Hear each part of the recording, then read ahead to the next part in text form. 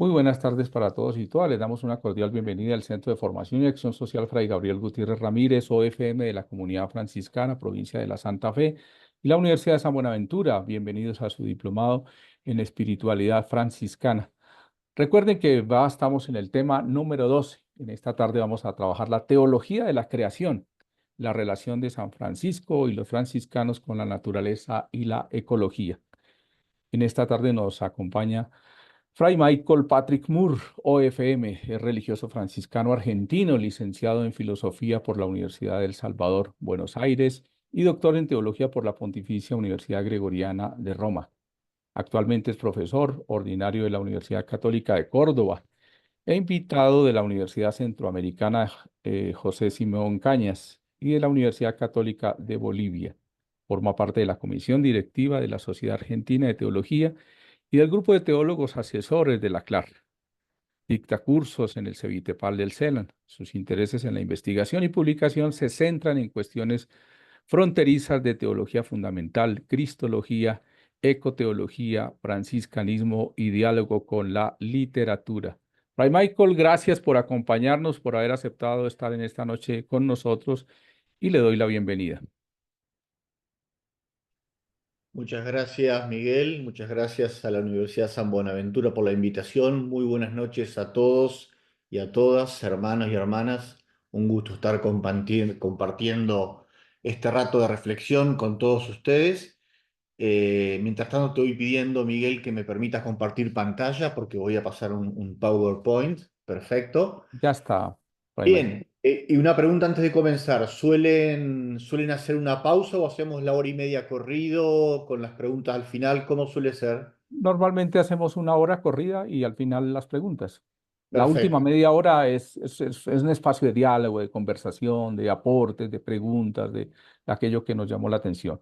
Bueno, entonces intentaré ceñirme a la hora. Muy bien. El tema que me han pedido a mí es teología de la creación en perspectiva franciscana y comienzo haciendo una aclaración que no es de menor talla. Yo no sé, quizás la han hecho en algún momento en otro de los cursos, pero por la duda la hago yo. Teología de la creación en perspectiva franciscana.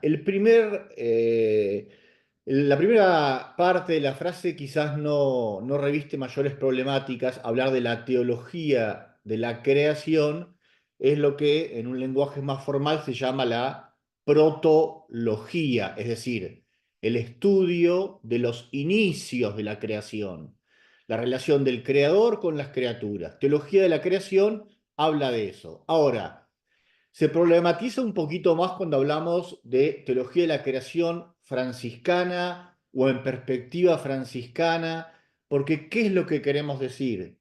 ¿Qué es lo franciscano? ¿Es de Francisco de Asís? Es decir, lo que él vivió, expresó, sabiendo por supuesto que Francisco de Asís no fue teólogo en el sentido académico de la palabra, ¿no? Y no escribió ningún tratado de teología, tiene unos pocos escritos.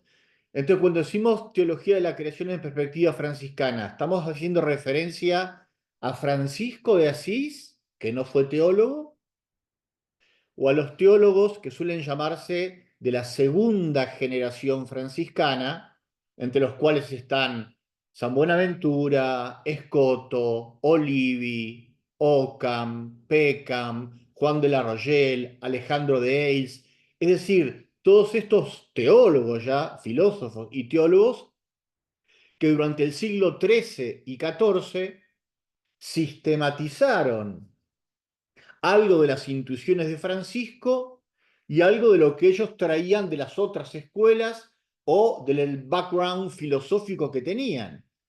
Por lo tanto, ¿qué es lo franciscano? O también podemos decir, teología de la creación en perspectiva franciscano puede ser la teología de la creación que estoy enseñando yo ahora, que soy profesor de teología y soy franciscano. Por lo tanto, ¿qué es lo franciscano? Este es un tema. Y luego se complica más, no me voy a meter en esto, pero se complica mucho más cuando reconocemos, que hoy lo reconocen todos los historiógrafos franciscanos, que no existe una escuela franciscana. No existe una escuela franciscana, como quizás sí podríamos decir que existe una escuela tomista, luego con variantes. Es decir, de Buenaventura a Escoto, de Pedro Olivi a Occam, hay grandes diferencias. Entonces, bueno, esto tenemos que tenerlo muy en claro. Dicho esto, yo me voy a ceñir a San Francisco de Asís. Dentro de la tradición franciscana yo conozco bastante bien el pensamiento de San Buenaventura porque lo he estudiado en mis tesis, pero no voy a hablar tampoco de San Buenaventura. Por una cuestión, evidentemente, que en una hora aparte no se puede hablar de todo, me voy a ceñir a las intuiciones de Francisco de Asís. Entonces, voy a compartir un PowerPoint que luego se lo voy a pasar a Miguel para que ustedes para que lo comparta con ustedes. Y he titulado entonces Teología de la Creación en Perspectiva Franciscana, la entrada, y este es el itinerario que les propongo, el programita de lo que voy a tratar en una hora. Dos partes muy claras, del creador a las criaturas, bajo el título de la paternidad universal de Dios, y aquí voy a tocar dos tópicos, y la segunda parte, un poquito más extensa, de las criaturas al creador, que he titulado La Fraternidad Universal y donde me voy a detener en el Cántico de las Criaturas. Estamos, ustedes saben, en época de centenario, el año que viene se van a celebrar los 800 años y es una obra emblemática de Francisco de Asís para hablar del tema de la creación. Repito, se podrían decir otras cosas, otras perspectivas, pero bueno, en una hora, yo intentaré ser lo más sintético y lo más preciso posible para darle algunas pautas a ustedes que luego, de acuerdo a sus intereses y sus tiempos, podrán seguir profundizando. La primera parte, entonces, del creador a las criaturas. Esto es un poco el fundamento teologal de toda la cuestión protológica y ecológica del franciscanismo, la paternidad universal de Dios. Y como voy a intentar mostrar brevemente, esto forma parte del corazón de toda la experiencia espiritual de Francisco. Yo sé que ya han tenido cursos al respecto, así que habrán, me imagino que, trabajado bastante sobre este tema, pero creo que es fundamental recordarlo si queremos hablar de la teología de la creación según Francisco de Asís. He titulado este acápite Del corazón del Evangelio al corazón de la regla. Ustedes recordarán la regla ulada de Francisco de Asís comienza con esta afirmación, ¿no? La regla y vida de los hermanos menores es esta: observar el santo evangelio de nuestro Señor Jesucristo, viviendo en obediencia, sin nada propio y en castidad. Recordamos entonces, cuando a Francisco le piden que ponga por escrito cuál era su ideario, su intención, su espiritualidad, su proyecto de vida, básicamente dice, miren, lo que yo quiero vivir, mi vida, y en definitiva la regla, es el Evangelio. Nada más y nada menos que vivir el Evangelio. Claro, pero ustedes saben, no se refería a los evangelios Mateo, Marco, Lucas y Juan, sino al evangelio en cuanto buena noticia que trae Jesús. Y podemos preguntarnos, ¿cuál es el corazón, el meollo, la clave hermenéutica principal de esa buena noticia que nos trae Jesús y que recuperó Francisco? Pues esto, la paternidad universal de Dios. La paternidad universal de Dios. Seguramente cuando han estudiado en el curso, en el diplomado, la vida de Francisco, los escritos, la espiritualidad, habrán profundizado sobre esta cuestión, ¿no?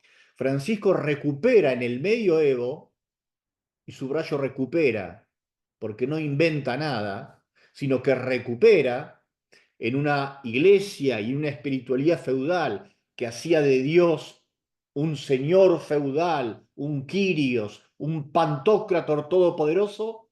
Francisco recupera esta intuición, o mejor dicho, esta revelación de Jesús de Nazaret.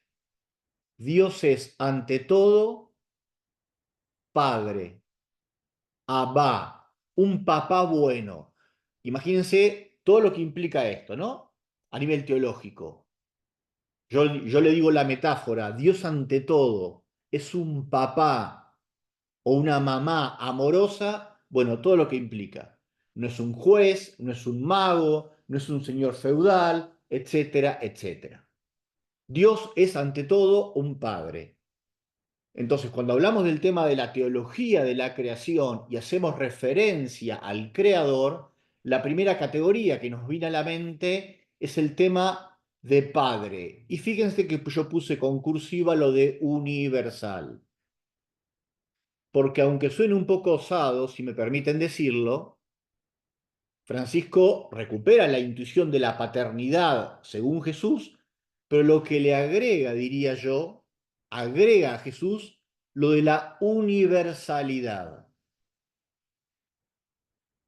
Francisco subraya e insiste más en el siglo XIII en Italia respecto al siglo I de Palestina, lo de universal, es decir, Dios es Padre de todos, de todas y de todo, de todo. Paternidad universal. Recordarán brevemente ese gesto genial que realiza Francisco frente a su padre cuando comienza su itinerario vocacional y el padre le reclama de que él estaba vendiendo las cosas para arreglar las iglesias, para ayudar a los pobres. El padre vuelve de Francia, se enoja, lo agarra de los pelos, lo lleva frente al podestá, frente al intendente, el alcalde de la ciudad, y el alcalde de la ciudad dice, bueno, pero en realidad él está hablando de cuestiones religiosas, hay que ver con el obispo, y lo lleva frente al obispo, y Francisco realiza ese gesto genial, profético, profundísimo, de desnudez, donde reconoce una sola paternidad. Cuenta Celano en la segunda biografía, desde ahora diré con libertad, Padre nuestro que estás en los cielos, y no Padre Bernardone, a quien no solo devuelvo este dinero, sino que dejo también todos los vestidos, y me iré desnudo al Señor. Francisco, que frente al reclamo del padre carnal, renuncia a los bienes, renuncia a esa paternidad para abrirse a la paternidad de Dios. Y con este gesto de desnudez, que es sumamente rico, lamentablemente no me puedo detener ahora en esto, pero lo traje a colación ¿por qué? Porque más adelante, cuando hablemos del cántico de las criaturas, vamos a darnos cuenta que la actitud que tiene Francisco frente a las otras criaturas, tanto las animadas como las inanimadas, es decir, digo, frente a las criaturas humanas como a las otras criaturas, es el gesto de desnudez o de desapropiación. Yo digo, fíjense, les pongo acá el título, que Francisco se desnudó al inicio de su itinerario vocacional y se desnudó al final. Recuerdan, ¿no? El Celano nuevamente, cuando narra los últimos días de Francisco, cuando narra los últimos días de Francisco, cuenta que pidió que cuando estuviera por morir en sus últimos momentos, un ratito lo desnudaran. Podemos simbólicamente decir entonces, y que es una manera de posicionarse frente a la creación, que Francisco se desnuda al inicio y se desnuda al final. Y esto, repito, el símbolo de la desnudez marca toda una forma de posicionarse frente a las demás criaturas. Desnudez. Permítame leer algunas estrofas de este poema bellísimo que José Luis Cortés, en esta obra magnífica que es Francisco el Buen Agente, de un modo apócrifo, por supuesto, recrea en la desnudez de Francisco. Permítanme leerle algunas estrofas de este poema largo. que se titula precisamente Desnudo. Dice José Luis Cortés: quien va desnudo sabe que son muy pocas cosas las que se necesitan para vivir contento. Agua de manantiales, fruta como alimento y los domingos música y un puñado de rosas. Quien acepta, quien acepta vestir, quien acepta vestirse vive en cambio atrapado.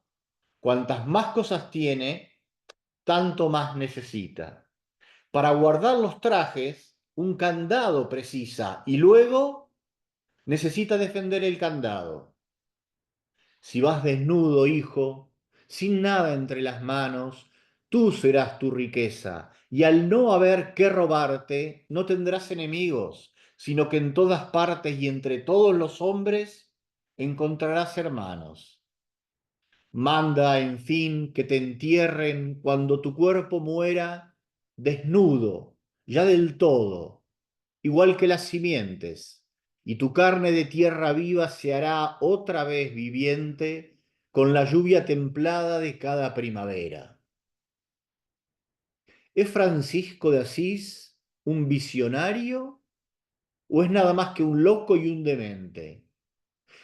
¿Es solo un inmaduro e inconsciente o es un poeta revolucionario? La gente está entre abrigos, agonizando de asfixia y todavía tiritando. Y ahí va Francisco, desnudo a todas horas, como Dios mismo. La desnudez, entonces, como un símbolo bellísimo, los invito después a releer este extracto del poema y a pensarlo como una clave para entender todo el itinerario vocacional existencial de Francisco. Un desnudarse progresivamente para volver a la tierra tal y como salió de la tierra, tal y como salimos todos nosotros, desnudos y volver desnudos, como actitud de fondo de desapropiación frente a la creación. Bien, dicho de un modo un poquitito más categorial ahora, lo que Francisco descubre de Dios en cuanto creador, entonces, es la paternidad. Y respecto de los hombres, las criaturas, es la filiación y la fraternidad. Es decir, es una consecuencia lógica, se darán cuenta. Si Dios es Padre y Padre de todos, las criaturas somos hijos, filiación. Pero no solo somos hijos, filiación, sino que también somos hermanos, fraternidad. Este triángulo, estos tres círculos que les presento, en realidad es el corazón de la revelación del Evangelio. Y permítanme decirle que en este sentido Francisco fue poco original, es decir, no inventó nada. Lo que hizo fue, en el lenguaje de Leclerc, que escuché recién que lo citaban, no en Sabiduría de un pobre, sino en otro libro genial, que es Francisco de Asís, El encuentro del Evangelio con la historia, lo que dice Leclerc, que dice que la única originalidad en realidad de Francisco fue hacer reencontrar el Evangelio del siglo I en el siglo XIII, con su historia, con su realidad. Dicho lo mismo, en otro cuadro, lo que descubre Francisco es que mi relación con Dios, mi ser hijo, la filiación, tengo que vivirla en la fraternidad. Se mide por mi relación con lo otro y con los otros. Fíjense que yo pongo mi relación con lo, paréntesis, otro, paréntesis, eso. O sea, no solo con los otros seres humanos, sino con lo otro, con las cosas, con las plantas, con los animales, con los elementos, etcétera, etcétera. Bien, entonces, esto es el primer punto. Francisco recupera por la regla el corazón del Evangelio. Paternidad, filiación y fraternidad. Ahora, una breve nota, pensando todavía en el creador, no del lado de las criaturas, sino del lado del creador. Francisco descubre a Dios, que es un creador, como sumo bien que se derrama y como altísimo. Esto está de un modo particular expresado en las alabanzas al Dios Altísimo. Yo presupongo que ustedes las conocen, que la han leído, y si no, acá está después. No me quiero detener a leerlas ahora por una cuestión de tiempo, pero fíjense, rápido, rápido, las alabanzas al Dios Altísimo, que recordarán, Francisco las escribe después de la experiencia de la Alberna. Fíjense lo que se repite todo el tiempo. Tú. 32 veces el pronombre tú.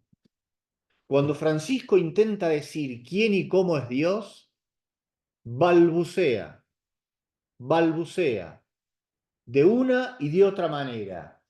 Podríamos afirmar 32 veces para intentar definir lo indefinible, para decir lo inefable. ¿Quién y cómo es Dios? Y Francisco dice, como en éxtasis, tú eres esto y esto y esto, usando el lenguaje del poeta, del gran poeta y profeta Pedro Casaldáliga. Creo que Francisco entendió esto, ¿no? Casaldáliga dice, voy a decir de ti mi última palabra, siempre penúltima y mía siempre. Una genialidad del profeta que creo que entendió bien Francisco y queda reflejado en las alabanzas al Dios Altísimo.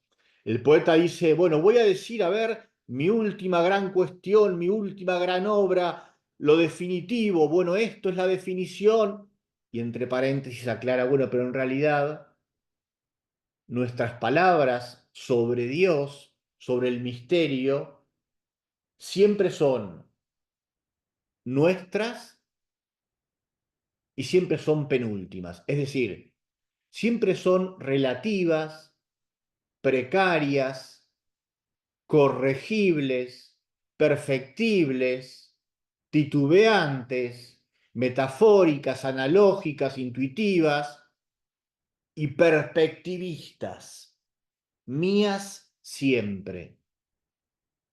Leonardo Boff decía que todo punto de vista es visto siempre desde un punto. Y esto se exacerba cuando hablamos de Dios. Interesante, ¿eh? Para recordarlo. Cuando hablamos de Dios, que a veces los que estamos acostumbrados a hablar de Dios, a dar clases y todo lo demás, pareciera que tuviéramos la certeza, el teléfono directo con a Dios y sabemos quién es, cómo es, ya lo definimos. Dios, no lo olviden nunca, sigue siendo misterio, esencialmente misterio, diría Karl Rahner, aún después de revelarse. Bien, y Francisco, dos breves textos, uno de la primera regla y otro del cántico. Fíjense las palabritas que yo puse en amarillo. En la oración final con que cierra la primera regla, Francisco habla de Dios como el omnipotente, el santísimo, el altísimo, el sumo. Y de la misma manera comienza el cántico de las criaturas. Altísimo, omnipotente y buen Señor, tuyas son las alabanzas, la gloria, el honor y toda bendición. A ti solo Altísimo corresponden, convienen, y ningún hombre es digno de hacer de ti mención.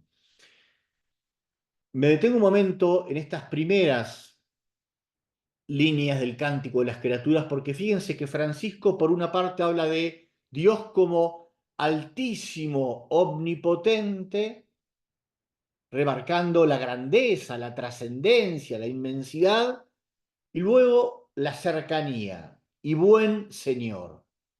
O sea, en el cántico de las criaturas es como que reconoce la pobreza del hombre frente al misterio de Dios.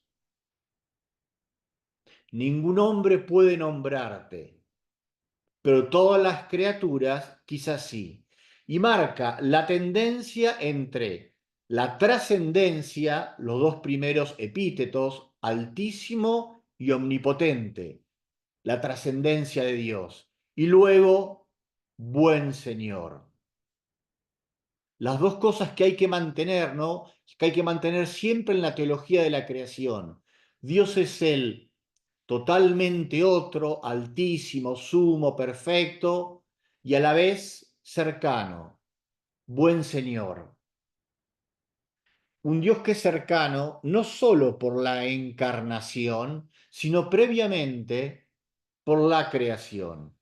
Y esto es una verdad también, creo, elemental de toda la teología de la creación cristiana y que Francisco captó muy bien.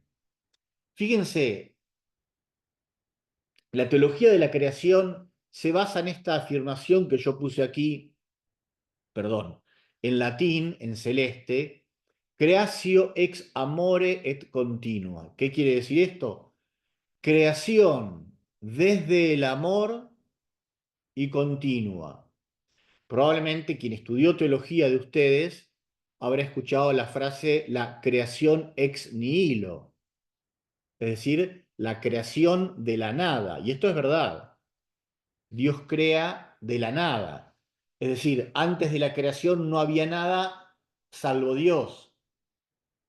Pero más preciso y en sentido franciscano, sobre todo, que hablar de la creación ex nihilo, que nos puede sonar un poco metafísico, abstracto, es hablar de la creación ex amore, es decir, Dios crea desde el amor y por amor. Y esto tiene mucho que ver con la idea de Dios como el bien. Francisco subraya mucho, Dios es el bien, el sumo bien. Buenaventura hará toda su teología precisamente partiendo de esta idea de Dios como el bien, ¿no? Y lo propio del bien, según la filosofía neoplatónica que está detrás de los autores franciscanos, es la difusividad, perdón. Bonum est diffusivum sui, es decir, el bien por sí mismo es difusivo, tiende a comunicarse. Leonardo Boff lo traduce diciendo, es propio del amor el derramarse. Por lo tanto, si Dios es el bien y es el amor, crea desde el amor, desde lo que Él es, creatio ex amore. Y una creación continua, porque no es que Dios crea y después se esconde, se escapa, se aleja. Sigue manteniendo a las criaturas con su amor en el ser y en el devenir. Permítanme, para recordar, quizás a algunos les resulte un poquito abstracto, pero cuando hablamos de la creación, de la teología de la creación, tenemos que tener en cuenta estas dos realidades polares y en tensión, que es la diferencia y la unidad. La diferencia entre el creador y la criatura. Dios no es la criatura. Dios no es el hombre. Dios no es ni siquiera la creación en su conjunto. Solo Dios es Dios. Hay una diferencia ontológica entre creador y criatura. Esto subraya la trascendencia de Dios. Dios es diferente. Dios es alteridad. Dios es altísimo. Dios es omnipotente. La trascendencia. Y esto va en contra de toda teoría panteísta que se ha puesto un poco de moda en los últimos años con ciertas eh, espiritualidades orientales o de corte de New Age o de muchos pueblos originarios que apuestan por el panteísmo. ¿Panteísmo qué quiere decir? Pan, todo, teos, Dios, que todo es Dios. Los cristianos y los franciscanos no somos panteístas. La piedra, el árbol, el animal, el hombre no son Dios. Entonces, al marcar la diferencia, nos salvamos del panteísmo. Pero a la vez hay que marcar la unidad. El creador está en la criatura y la criatura está en el creador. O sea, no es que Dios está en el cielo y nosotros en la tierra. Esta manera de hablar mitológica hace mucho daño. Por lo tanto, tenemos que subrayar la inmanencia. Si por la diferencia subrayábamos la trascendencia, por la unidad subrayamos la inmanencia. Dios está. Y esto va en contra de toda forma de dualismo, que separa totalmente como si no tuvieran que ver. Dios está allá y nosotros acá. Es una suerte de deísmo. El deísmo es esta filosofía y espiritualidad que arranca sobre todo en el siglo XVIII y ha tenido diversas formulaciones luego, pero en definitiva lo que dice es que Dios creó como que dio la patada al balón, el puntapié inicial y después se alejó y está ya en el cielo. Y de vez en cuando interviene en la creación. Es lo que llamamos el deísmo intervencionista y creo yo que este deísmo intervencionista ha afectado, infectado mucha de la cosmovisión de los creyentes de a pie. Bueno, lo dejo acá, si después al final quieren preguntar o que aclare un poco más, me lo dicen. Pero bueno, estas dos ideas de la creación cristiana, yo creo que Francisco las intuyó muy bien. Dicho esto, vamos a la segunda parte, que quizás es la más nuclear, que es de las criaturas al creador. La primera parte, se dan cuenta, era de arriba hacia abajo, del creador a las criaturas. Ahora, de abajo hacia arriba es hablar de las criaturas al creador y la clave de intelección, si antes era la paternidad universal, ahora será la fraternidad universal.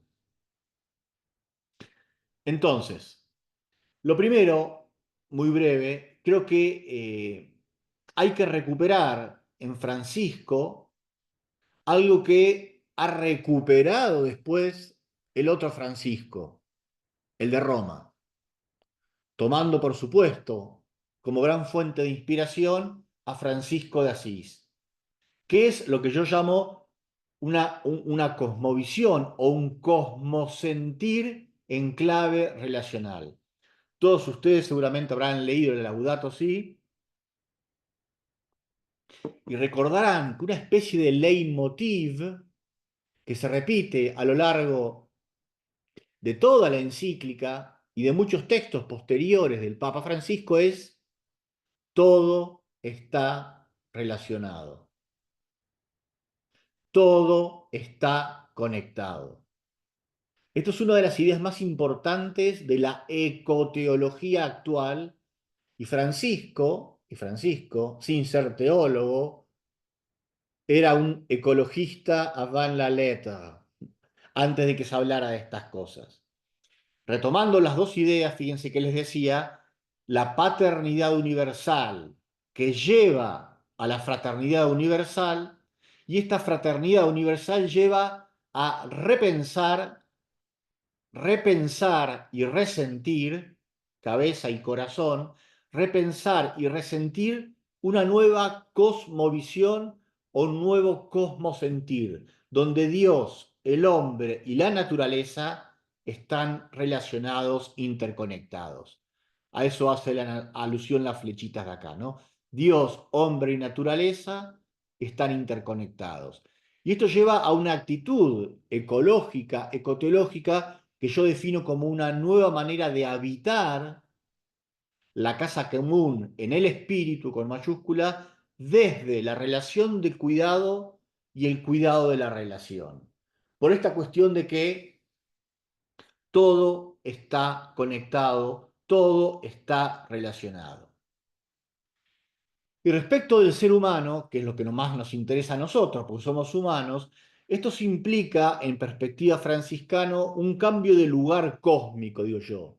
Es decir, cómo nos autocomprendemos y cómo nos autoposicionamos respecto a las otras realidades. Y en concreto frente a la naturaleza inanimada. Porque la formación tradicional, la espiritualidad tradicional nos hizo sentir a los hombres, a los humanos, como algo totalmente diferente de la naturaleza, como seres superiores, de afuera, por encima, venidos de afuera, pero en realidad, lo que dice hoy la mejor ecología, la mejor etiología, desde la teoría de la evolución, desde los avances de la biología, de la psicología, de las antropologías, es que el hombre forma parte de la vida en evolución, aun cuando tenga diferencias cualitativas. Y hay que aprender a vivir más desde lo que nos conecta y nos une que desde lo que nos diferencia y en alguna medida nos hace distintos. Si quieren superiores, pero por ser superiores, más responsables, más responsables. Bien, la naturaleza, en definitiva, como dice Francisco en la Laudato Si, no puede ser aún cuando en la ecología y la crisis ecológica nos hace pensar en todas las cuestiones problemáticas que hay, y es verdad, pero Francisco de Roma, recuperando a Francisco de Asís, dice, a ver, el mundo es algo más que un problema a resolver. Es un misterio gozoso que contemplamos con jubilosa alabanza. Bellísimo esto, ¿eh? En el mundo hay un montón de problemas y el mundo en general puede ponerse como un misterio, como un problema, perdón, pero ante todo es un misterio que tengo que contemplar, la mirada contemplativa, no solo la racionalidad instrumental. Bien, y dicho esto, llegamos un poquito más al corazón de la cuestión, que es la visión que Francisco desarrolla en el Cántico de las Criaturas.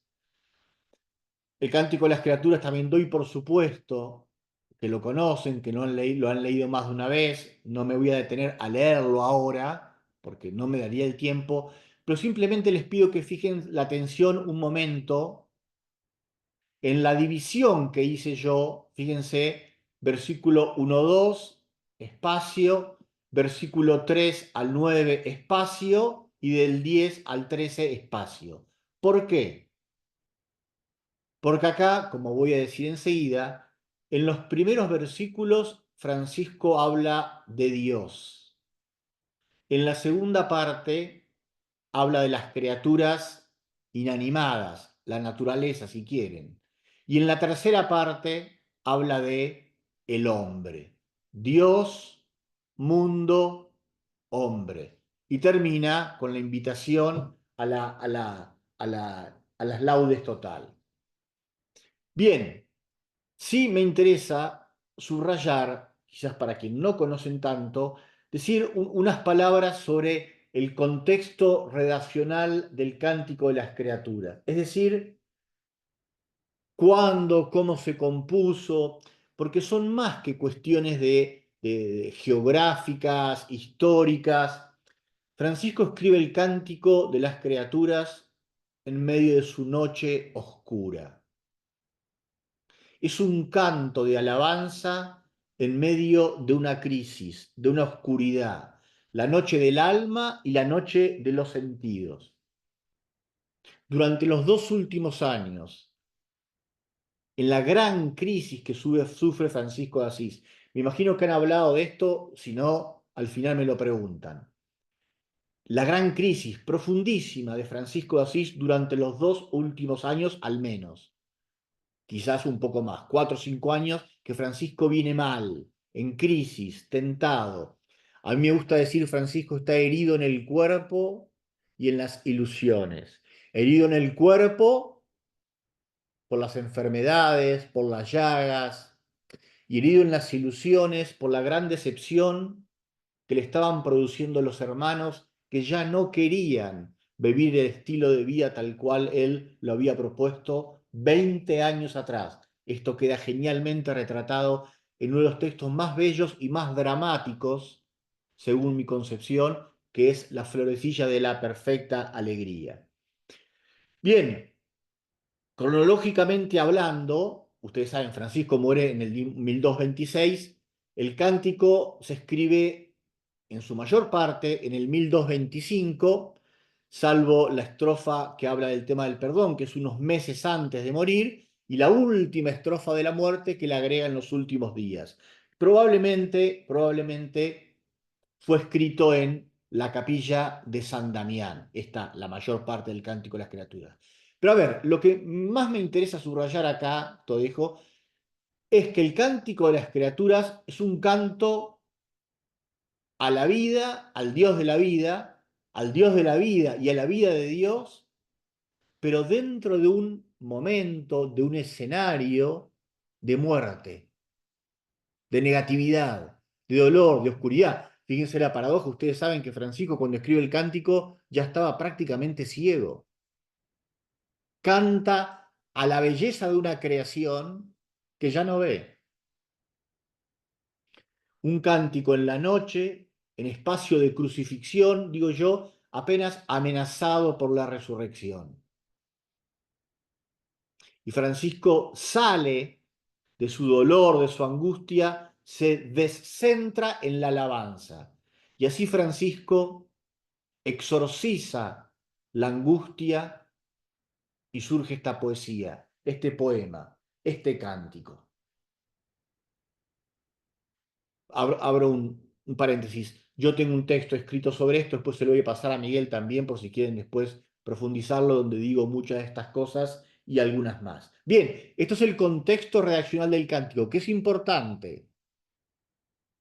El texto y el contexto. Luego, si tuviera que decir brevemente la estructura del cántico, es esta. Lo que les decía, en el versículo 1 y 2 habla sobre Dios. Podríamos llamar, es la teológica. Y el hombre debe posicionarse ante Dios. La segunda parte, yo la titulo cosmológica. Habla de las criaturas inanimadas, el sol, la luna, las estrellas, el aire, el nublado.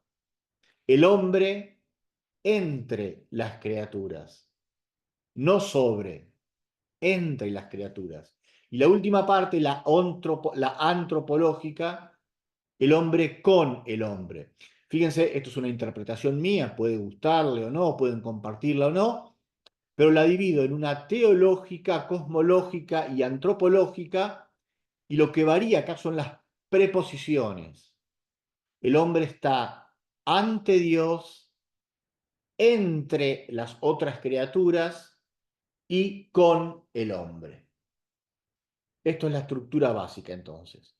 Y ahora vamos a desglosar una suerte de comentario del Cántico de las Criaturas con algunos tópicos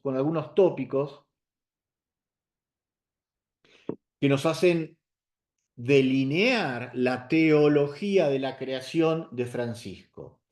En primer lugar, el primer ítem diría, el Cántico de las Criaturas nos plantea una fraternidad cósmica. Una fraternidad cósmica. Recuerden cómo empieza el cántico. Francisco se descubre indigno de alabar y hablar a Dios, pero se anima a alabar a Dios no solo, sino con las criaturas, desde las criaturas y entre las criaturas. Solo soy indigno, dice Francisco, pero con las criaturas, desde las criaturas y entre las criaturas exploto en alabanza al Dios de la vida, al Dios de la materia, en esta fraternidad cósmica que nos hermana en el origen, porque todos tenemos un mismo origen, y en el destino. Todos vamos hacia lo mismo, hacia la parusía. Bien, voy a ir un poco rápido para que llegue a hablar un poco de todo. El cántico cuando habla de la creación de las criaturas, está enmarcado, primero habla del sol y por último habla de la tierra, lo masculino y lo femenino. Loado seas mi Señor por el hermano sol y por la hermana madre tierra. Y entre medio habla de la creación entera, la luna, las estrellas, el fuego, el nublado, etcétera, etcétera. Con estas categorías, con estos términos, hermano, hermana, madre, que habla precisamente de esto que tenemos en común, de esto que tenemos en común, la materia. La materia que hoy, según los físicos, es energía en relación. Todo es energía y energía en relación, energía relacionada.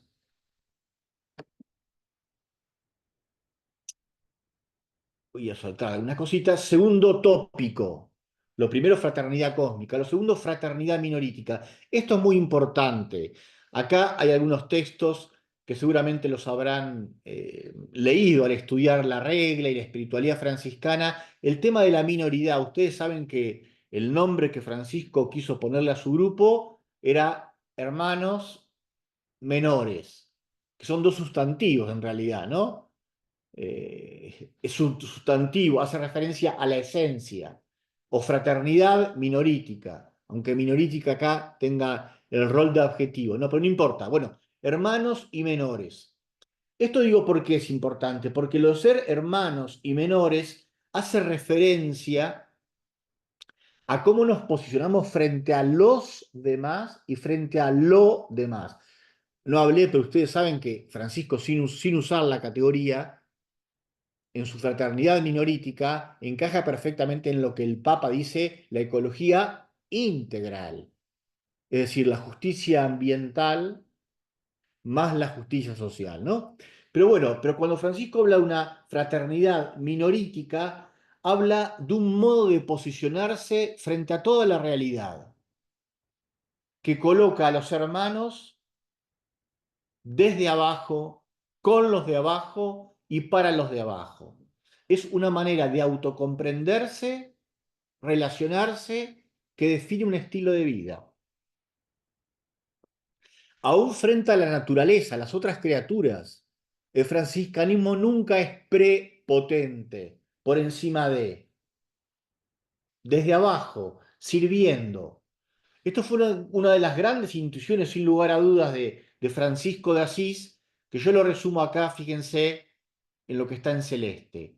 Francisco buscó hacer pasar a la humanidad del instinto de dominación a la voluntad de servir.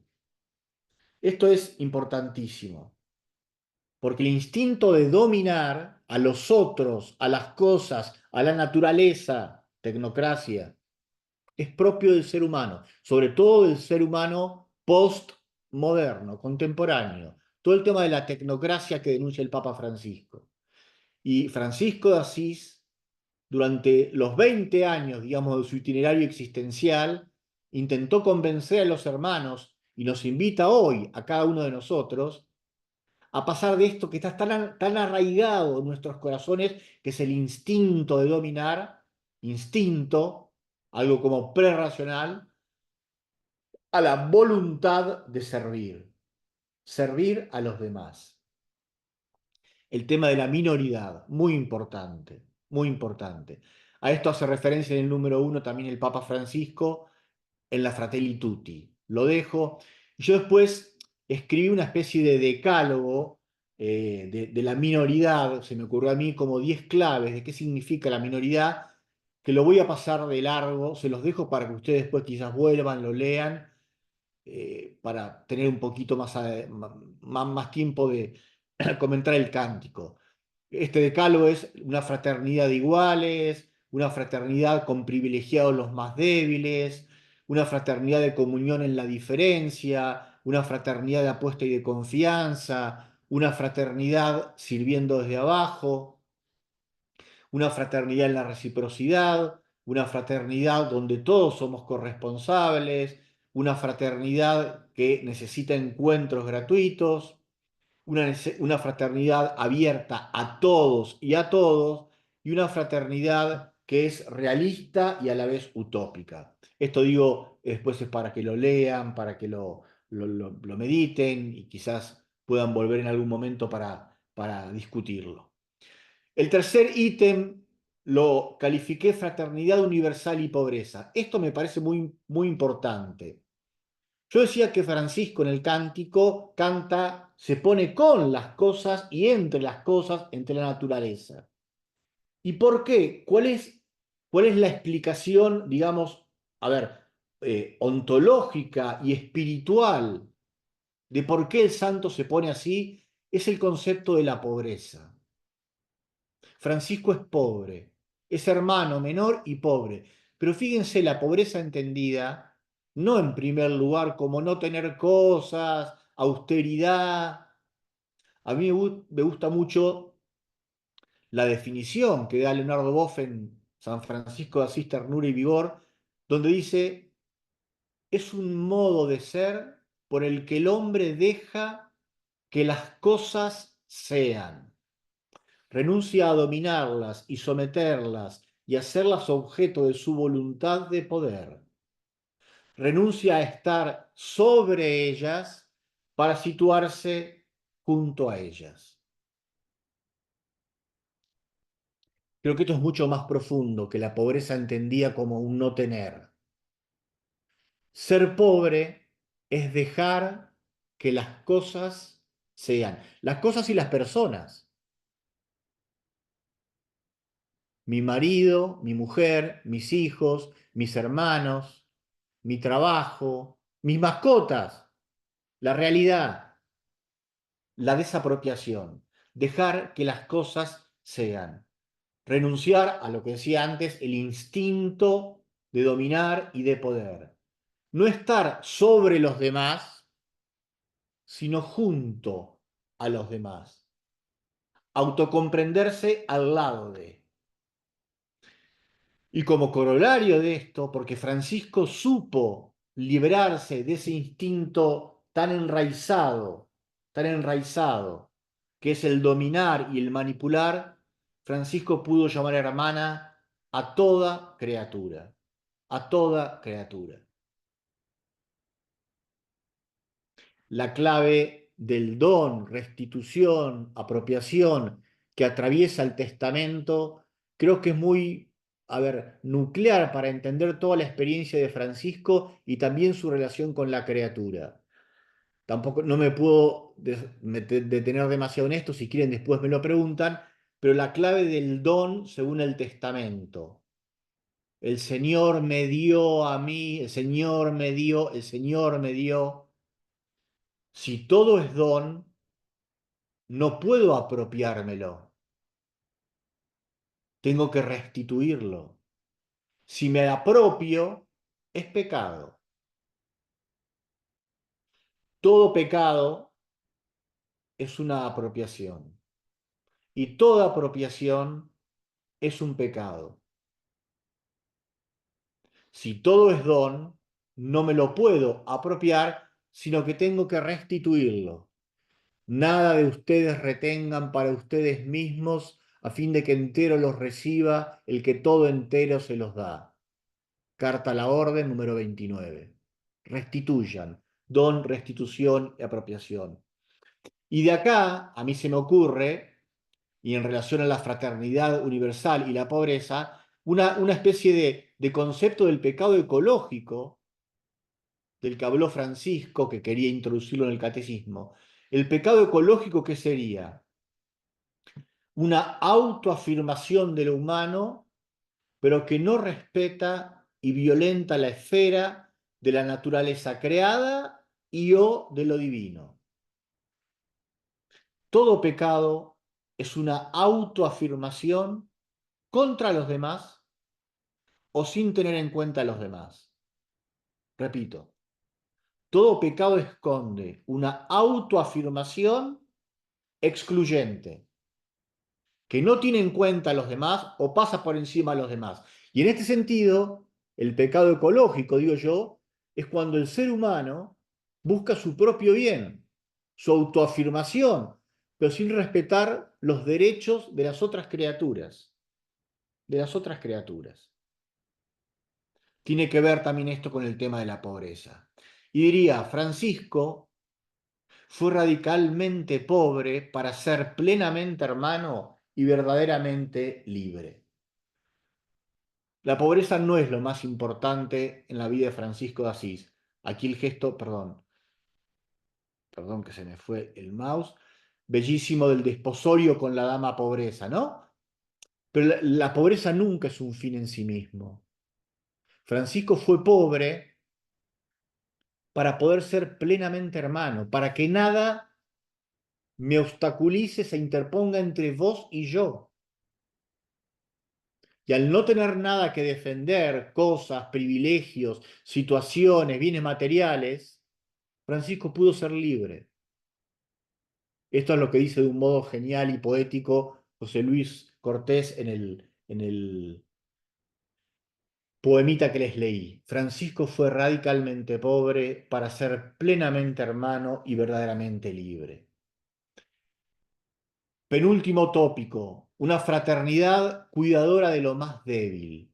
Acá les puse unos textos de la Laudato Si, que no los voy a leer tampoco, pero donde habla de la importancia ecológica de cuidar todo, pero sobre todo lo más débil. Y pone como ejemplo a Francisco de Asís, ¿no? El Papa. Creo que Francisco es el ejemplo por excelencia del cuidado de lo que es débil. Él manifestó una atención particular hacia los más pobres y abandonados. Bellísimo. Y el cuidado de Francisco tiene como paradigma el amor maternal, el cuidado maternal. Cuidarnos, cuidar a los demás como una madre. Bellísimo también esto, ¿eh? No voy a leer los textos, ahí los tienen. Cuidar lo más débil y cuidarlo como cuida una madre. Fíjense que no habla ahora de cuidar como un hermano cuidaría al otro, cuidar como cuida una madre. Sobre todo lo más débil.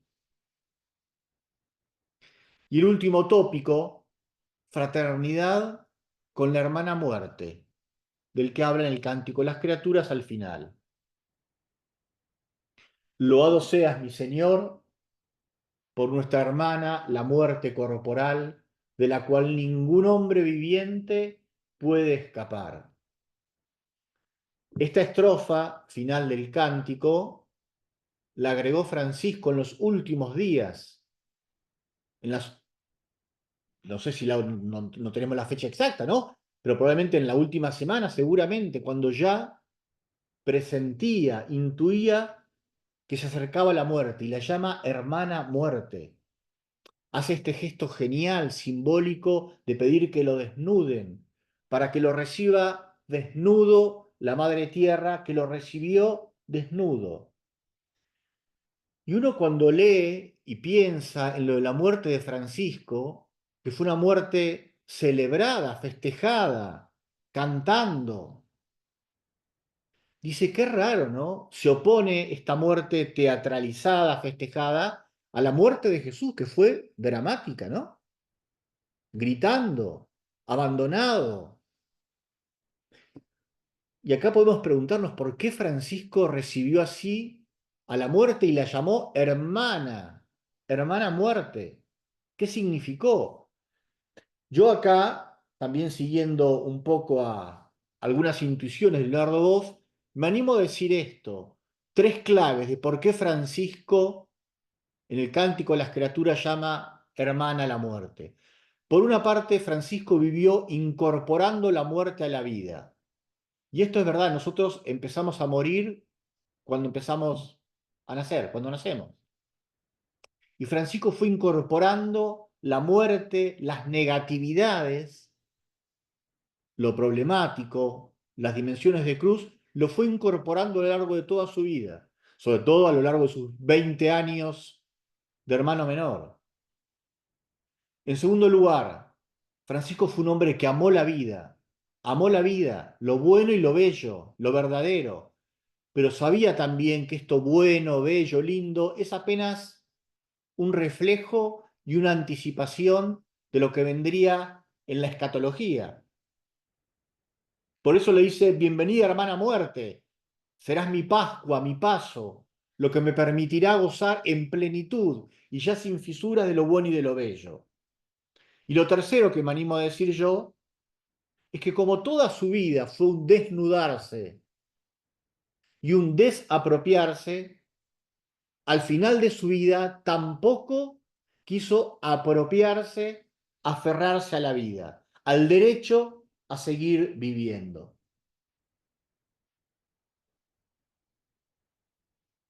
En el lenguaje de nuevo de Leonardo Boff, toda la vida del santo fue una progresiva y finalmente cabal integración del conflicto fundamental de la existencia, el conflicto entre el deseo y la realidad, entre el instinto de la vida, Eros, y el instinto de la muerte, Tánatos, entre la carne y el espíritu, entre los impulsos uránicos hacia arriba y los impulsos telúricos hacia abajo.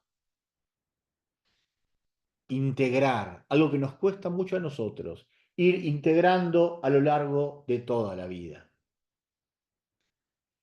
Por eso digo, podemos entender la muerte de Francisco, está en el Cántico de las Criaturas, como la celebración de la reconciliación con la finitud propia y con la finitud ajena.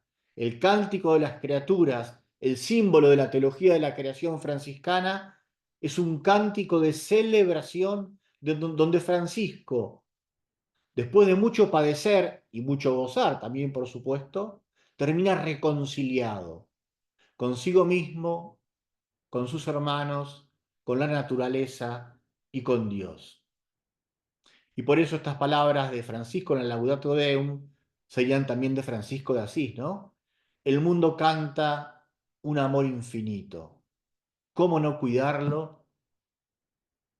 Y esta es como una suerte de pregunta que nos lanza el Papa Francisco, sobre todo a nosotros, familia franciscana. Hermanos, hermanas, el mundo canta un amor infinito. ¿Cómo no cuidarlo? Y terminando ya, parafraseo San Juan de la Cruz que decía, en el atardecer de la vida seremos examinados en el amor.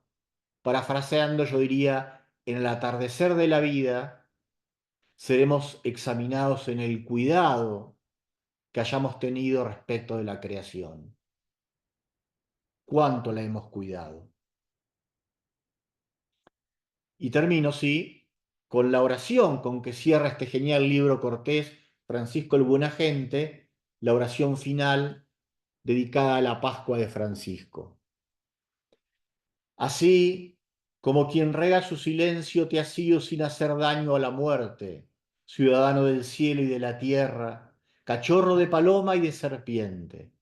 Te vas a Dios, al Padre de la vida, que te hizo a ti y al sol y a las estrellas, y a Cristo del que, como un tatuaje, grabadas en tu cuerpo están las huellas. Y te vas 8 siglos por delante de que lleguen los hombres de mi tiempo. 8 siglos de iglesia y de cristianos que tan poco han sabido de tu ejemplo. Pero yo no quisiera resignarme a hacer de tu mensaje una rutina, habiendo tanto enfermo entre los hombres y tanta iglesia que amenaza ruina. Yo quisiera, a pesar de mis temores, seguir tus pasos franciscanamente, que hasta el diablo, si se lo propone, puede llegar a ser un buen agente. Vivir en sencillez, con esa magia que cambia en fiesta lo más ordinario y amar mucho, sabiendo que en el fondo solo el amor es revolucionario. Agitador de un mundo que agoniza y pacificador del lobo arisco, apúntame en la lista de tus locos y enséñame a ser libre, Fray Francisco.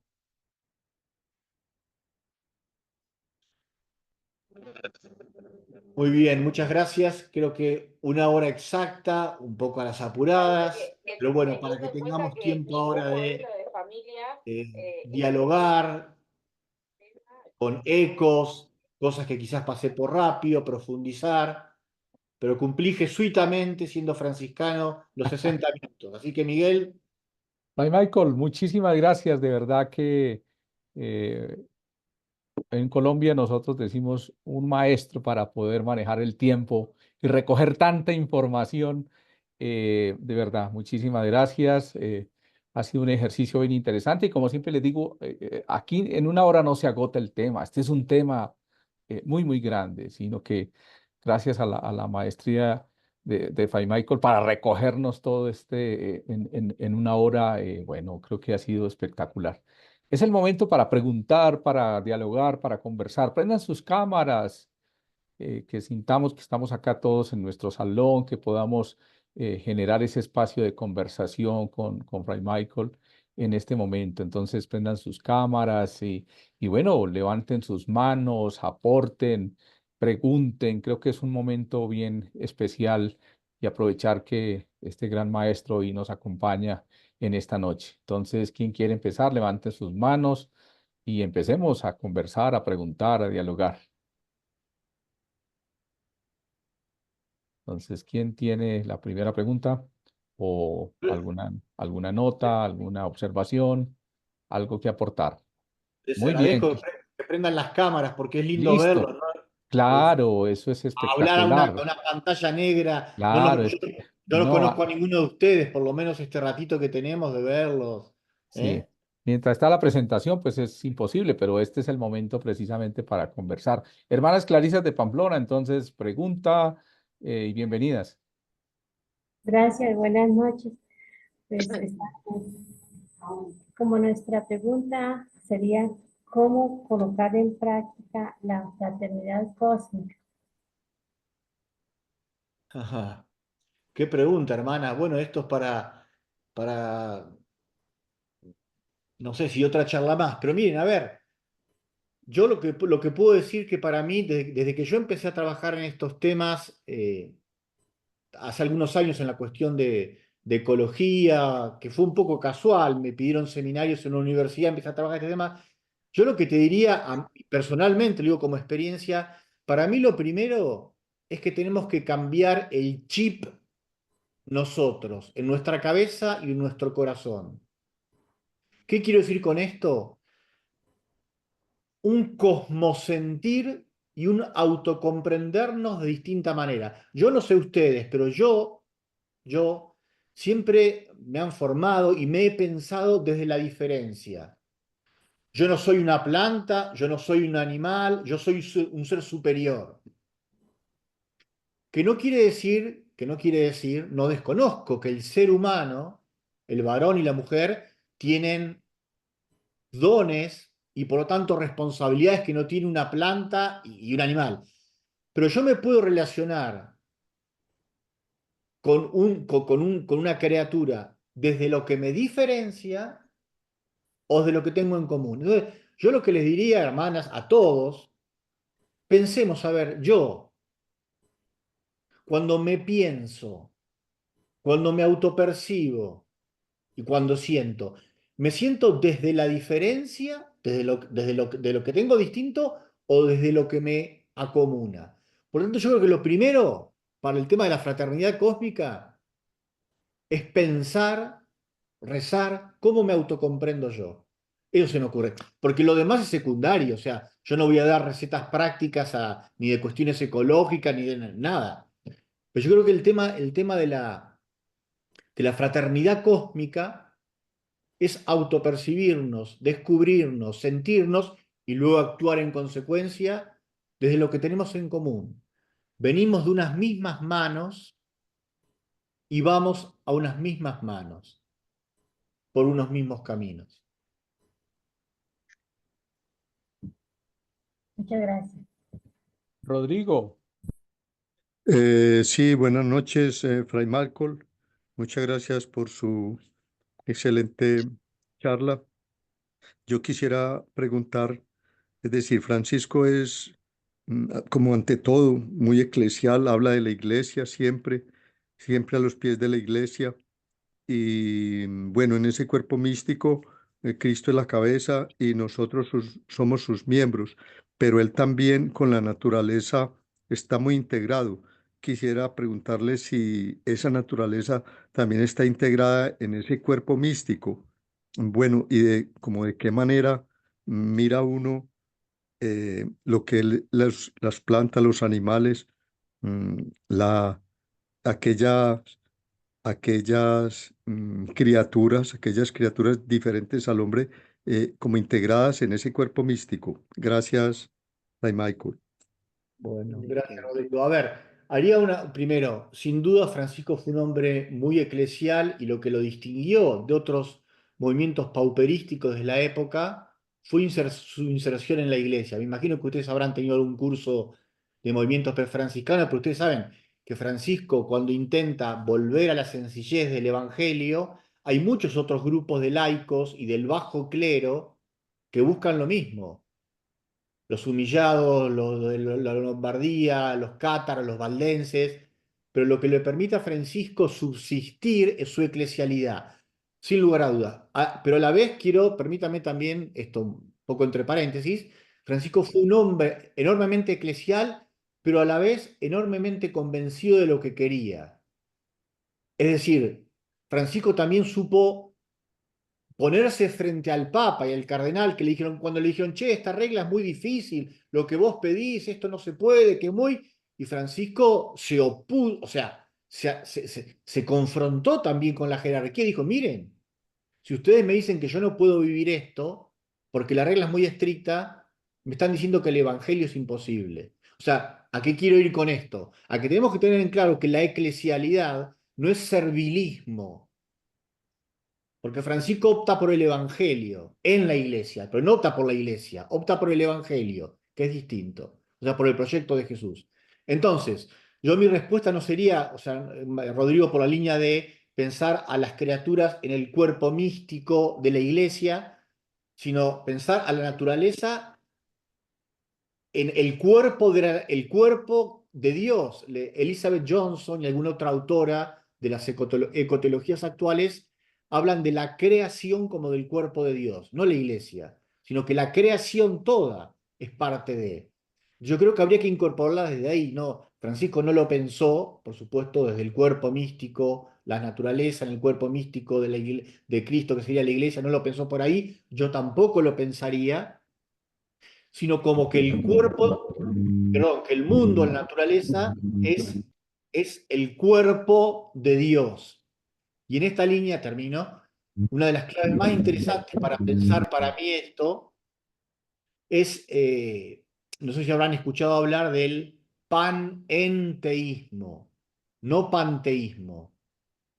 Panenteísmo es una línea filosófica, teológica, desarrollada por algunos científicos y por teólogos en el ámbito occidental, sobre todo por Raymond Panikkar, no sé si lo habrán escuchado, que habla del panenteísmo. ¿Qué quiere decir panenteísmo? Todo en Dios. No panteísmo, sino panenteísmo, o sea, todo está en Dios y Dios está en todo. Yo iría por ahí, no por el cuerpo místico que es la iglesia, sino la naturaleza como el gran cuerpo, metáfora de Dios. Porque Dios está en todo y todo está en Dios. Muchas gracias, Fray. Alfonso, Gracias, querido hermanito. Gracias, querido Fray. Vea, hace poquito tuve la oportunidad de escuchar una temática tan profunda como la suya sobre este tema. Me voy a referir, voy a leer unos breves renglones sobre lo que significó para Francisco el cántico y a ver si usted ahonda un poquito más o complementa la idea. Dice, las diversas esferas de referencia no eran para él, Francisco, puras y simples estructuras formales o categoriales, sino dimensiones vividas, amadas y compartidas que tenían continuamente relación con su persona y su vida. Este canto no se inspiró en ningún lugar y sin embargo se inspiró en todos. No surgió en un momento determinado de su vida, pero es fruto de todo el horizonte espiritual de su autor y del gozo incontenible de todo su ser. Bien, gracias, Alfonso. Sí, a ver, suscribo lo que no sé quién fue, pero suscribo, me parece muy bien, estoy de acuerdo.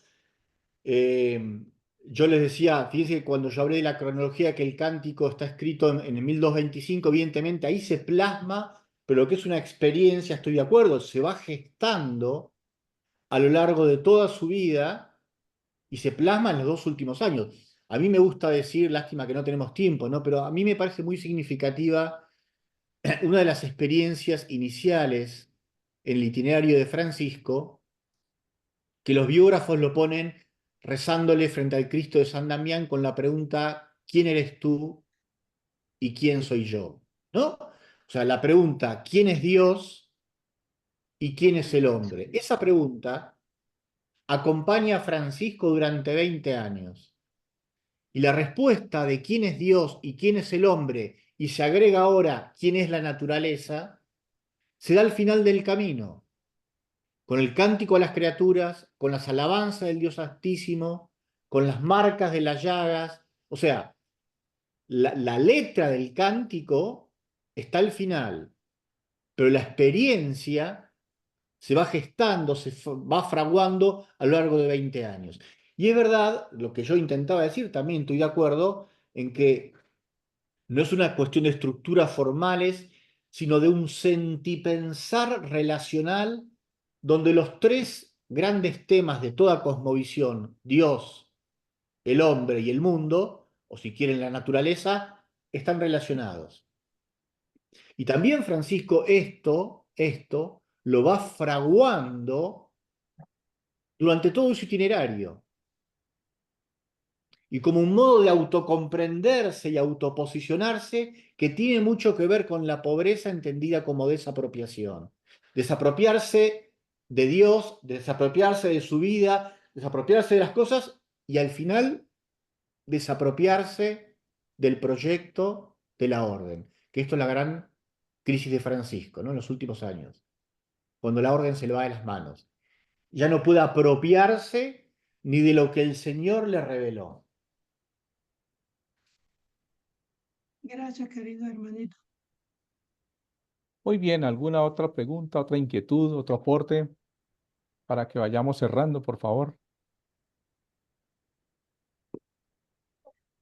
Acá Gloria puso algo en el chat, lo que me llama la atención, la aventura de Francisco y el abandono al Padre que lo llevó a descubrir lo que Dios quería. Me imagino el abandono al Padre, no sé si se refiere al Padre, a Dios, o al Padre con minúscula que es el Padre Bernardone, o que se abandonó al Padre, no sé qué es lo que está queriendo decir, la verdad ahí. Eh, Glorita,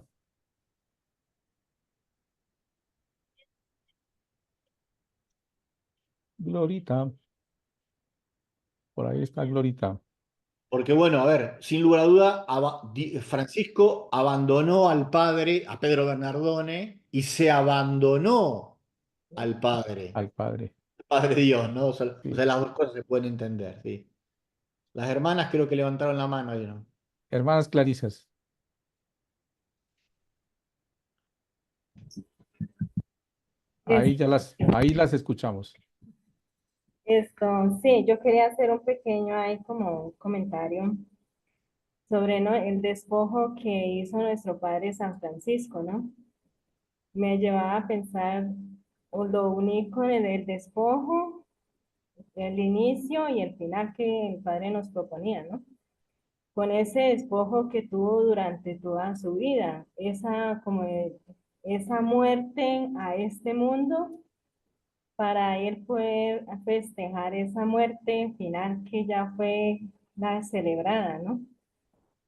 Entonces toda su vida se fue fue cambiando, fue dejando todas las cosas de este mundo para él ir transformándose en ese otra Cristo, en esa transformación a lo trascendente. Quería hacer ese pequeño comentario. Muchas gracias. Gracias. Y yo subrayaría sin lugar a dudas que toda la vida de Francisco es un proceso de desapropiación, y respondo ahí a ver lo que puso Sandra, pero a la vez Francisco, cuidado, fue un gran amador y un gran amante de la vida. Francisco no despreció esta vida. Eh, Y esto digo, en un medioevo donde todavía había mucho de antropología dualista, Francisco supo amar a su cuerpo, quizás dicen los biógrafos, al final inclusive le pidió perdón por la austeridad a lo que lo sometió, pero Francisco fue un gran amador de la vida, pero a la voz no se apropió. Y la pregunta acá Sandra pone que la criatura no puede apropiarse de lo que Dios le ha revelado. Me refiero a esto, ¿no? Que, a ver, yo no sé cuánto saben ustedes de historia de la orden, pero los últimos años de Francisco, los últimos 4 años de Francisco fueron muy críticos. ¿Por qué?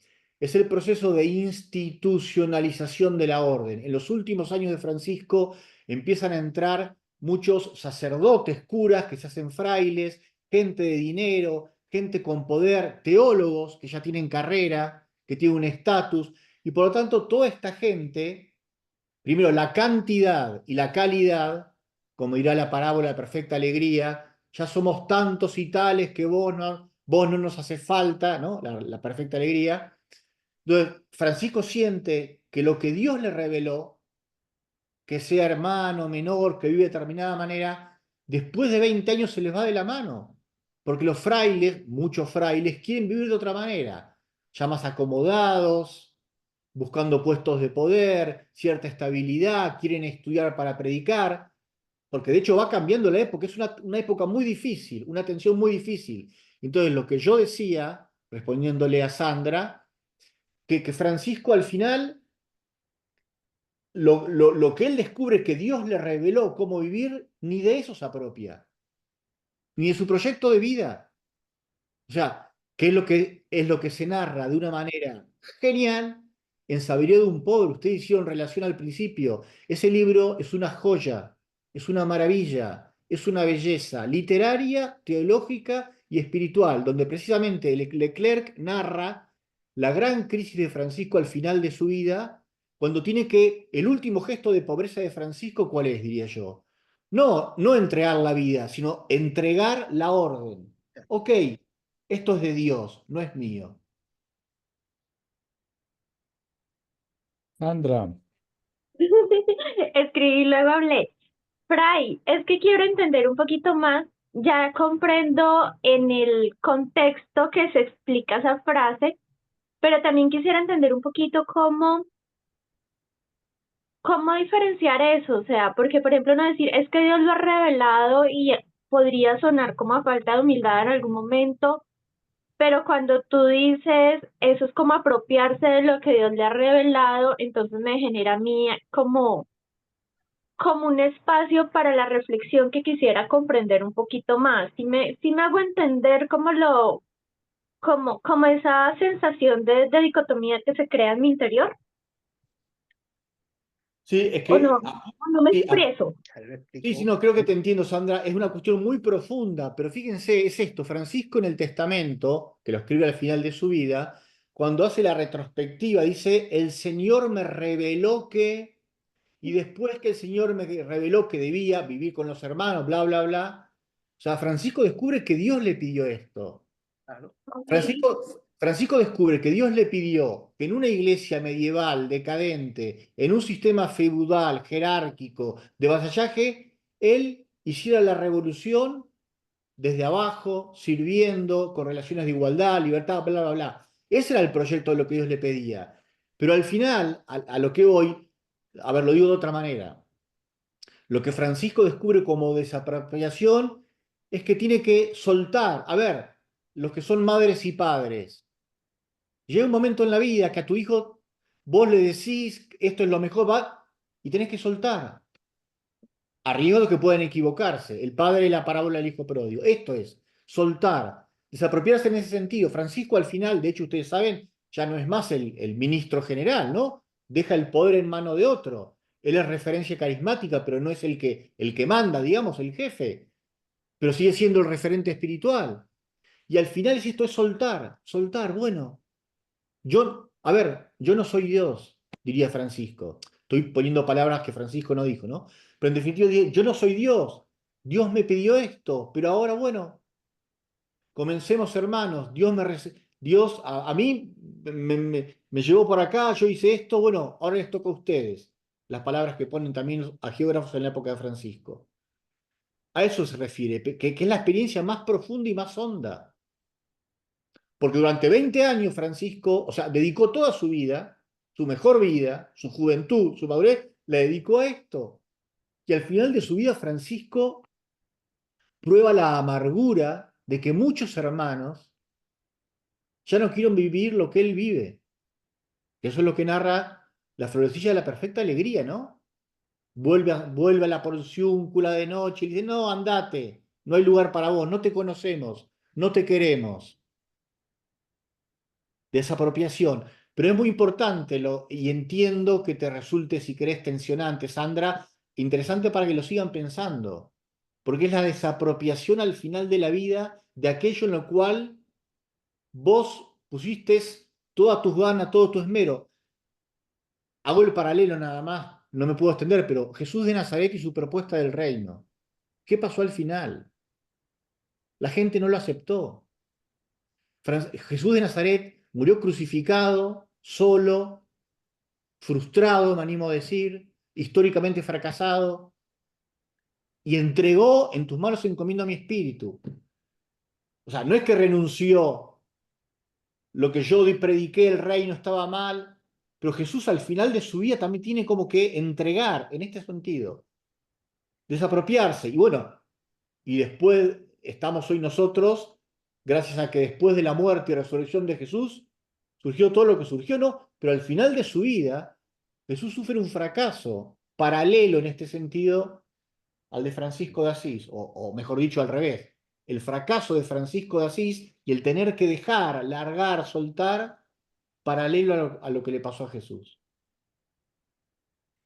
Comprendo, Fray, muchas gracias. Quiero decir,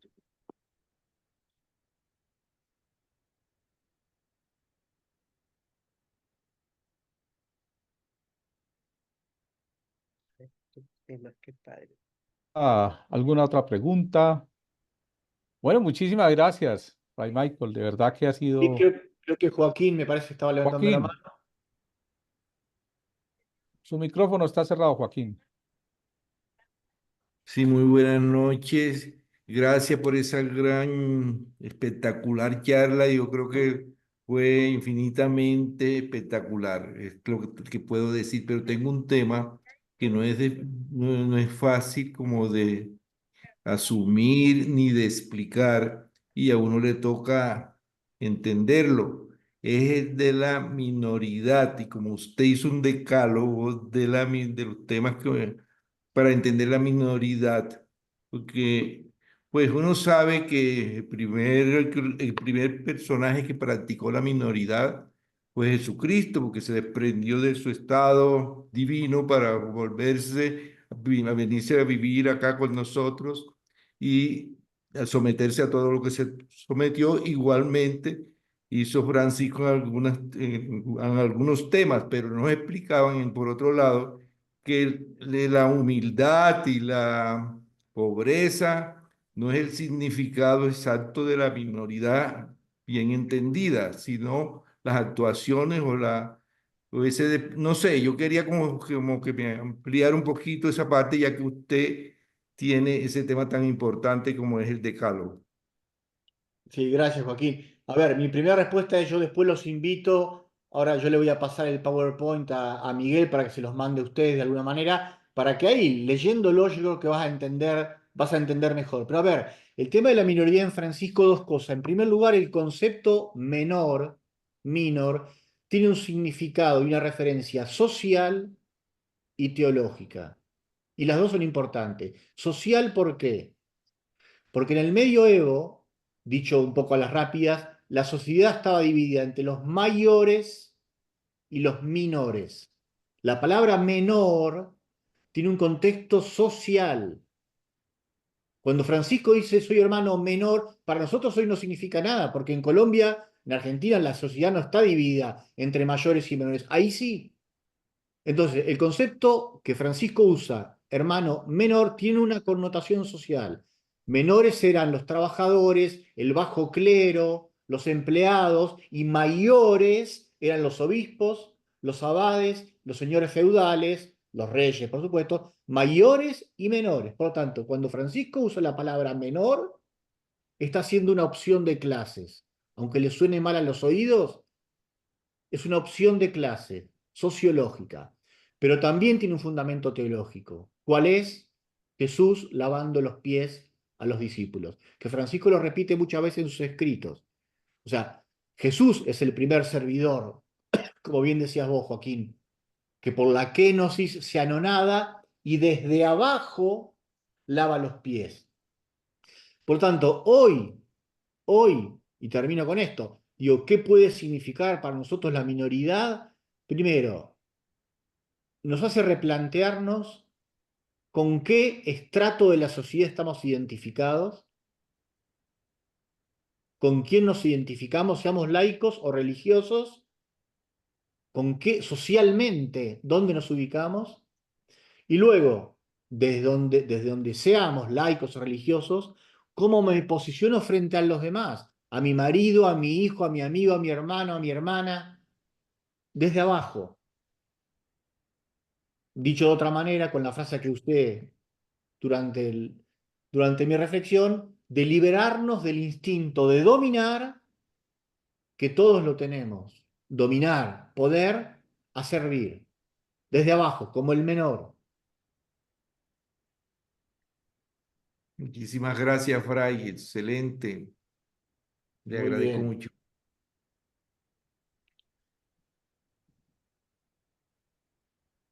Bueno, estamos justo a las 10 sobre la hora, así que Miguel, la palabra a vos. Yo por mi parte simplemente les agradezco la invitación, fue un gusto estar, se pasó rapidísimo, pero bueno, ya tendremos quizá alguna otra ocasión de reencontrarnos. Yo le mando enseguida el PowerPoint a Miguel y el texto, porque no es que tengo mucho más escrito de esto, pero el texto que escribí sobre el Cántico de las Criaturas, para quien quiera leerlo, después se lo paso a Miguel y Miguel se los puede reenviar a ustedes, ¿eh? Hermosísimo. Ray, muchísimas gracias, de verdad. Regáleme sus cámaras para una foto, por favor, rápido. Cerramos ya en esta noche eso. Gracias, muy amables, muy amables.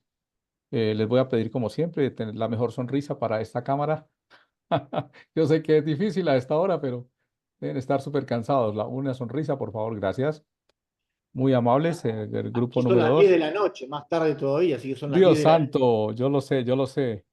Yo lo sé que a veces me reúno con amigos de la red de Argentina y son los que trasnochan. Ah, Muchísimas gracias, de verdad, a todos. Excelente trabajo, excelente conversación. Creo que poco a poco, sesión a sesión, muy bien. Y esto ya abrieron la cámara, aquí ya están con la sonrisa lista. Muy bien, de verdad, muchísimas gracias. Desearles un feliz fin de semana. Recuerden que pueden volver sobre las grabaciones. Importante, vuelvan sobre las grabaciones porque siempre hay cosas que se nos quedaron porque me distraje, porque el cansancio, por muchas cosas. Vuelvan sobre esas grabaciones y conviértanlas en preguntas y conviértanlas en reflexión y conviértanlas en mucho material para compartir con las personas con quien compartimos en el día a día. De verdad, un feliz descanso para todos, feliz fin de semana y bueno, sigamos muy animados en nuestro diplomado. Fray Michael, de verdad, muchísimas gracias en nombre de la comunidad franciscana, provincia de la Santa Fe de Colombia, de Fray Alirio Urbina Rodríguez, ministro provincial, de todo el equipo que hace parte del Centro de Formación y Acción Social Fray Gabriel Gutiérrez, de la OFS de Colombia. Muchísimas gracias por ese aporte tan hermoso a este grupo que nos acompaña en este diplomado. Les deseo un feliz descanso y que pasen buena noche para todos y todas. Muchas gracias, pase muchas bien. gracias, lo mío. Pase bien, feliz noche. Pase bien, buenas noches. Descanso para Pase todos. bien para Pase todos. bien, Buenas gracias. noches. Bendiciones.